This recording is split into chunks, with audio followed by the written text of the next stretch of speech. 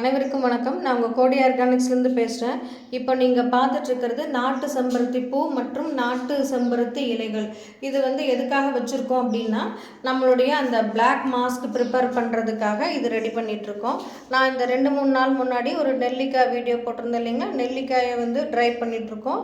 இதே சமயத்தில் இந்த செம்பருத்தி பூ, செம்பருத்தி இலை இதெல்லாம் போட்டு கரும்பூலா, அதுக்கப்புறம் கரிசலாங்கண்ணி வீடியோவை அப்லோட் பண்ணியிருப்பேன். இது எல்லாமே போட்டு தான் நம்ம பிளாக் மாஸ்க் ப்ரிப்பேர் பண்ணுறோம். இதை நம்ம எந்த விதமான கெமிக்கலும் சேர்த்தாமல் நம்ம இதை ரெடி பண்ணுறோம். இதை ரெகுலராக நம்ம யூஸ் பண்ண முடியும் போது இந்த இளநரை, அதுக்கப்புறம் வெள்ளை முடி வர்றது கம்மியாகும்.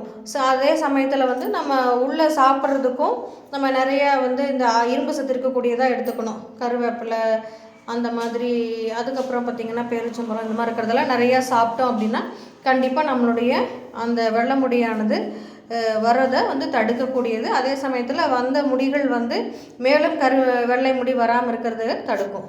நன்றி, வணக்கம்.